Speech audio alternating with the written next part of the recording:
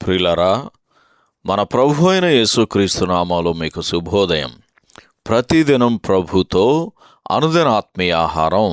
ఫిబ్రవరి 6 శుక్రవారం. నేటి మన లేఖన పఠనం యోబు గ్రంథం 36వ అధ్యాయం 22 నుంచి 33 వచనాలు. అలాగే యోబు గ్రంథం 37వ అధ్యాయం మొదటి 4 వచనాలు.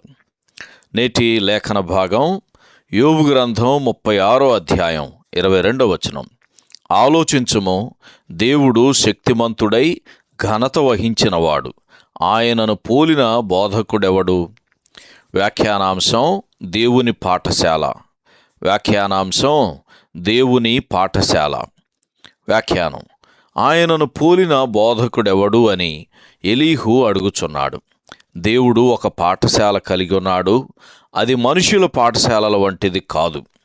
ఇది జీవితకాలమంతా కొనసాగు పాఠశాల.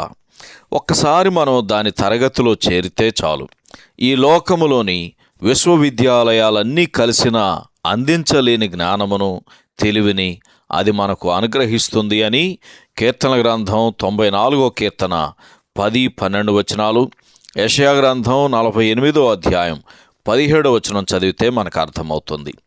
ప్రభు అయిన యేసుక్రీస్తు కొండ మీద చేసిన ప్రసంగమును ప్రజలు వినినప్పుడు ఆయన శాస్త్రుల వలె కాక అధికారము గల వాని వలె బోధించను అని మార్కు సువార్త 1వ అధ్యాయము 22వ వచనంలో చదువుతాం.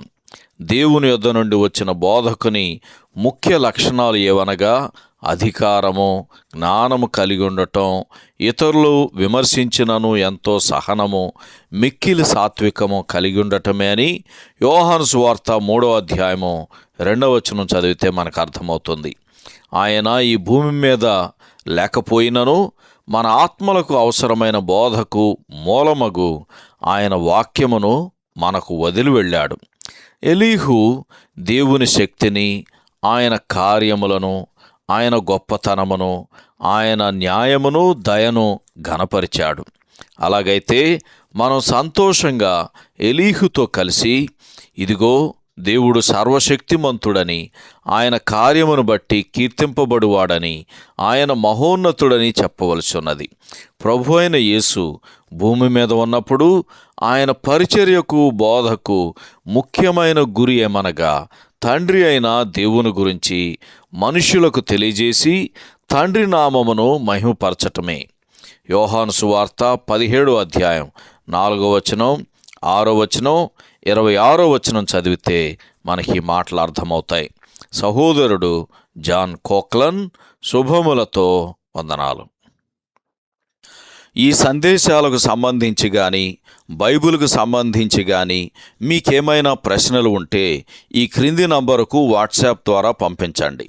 మీ ఆత్మీయ క్షేమాభివృద్ధి కోసం అనుభవజ్ఞుల ద్వారా జవాబులు అందించబడతాయి.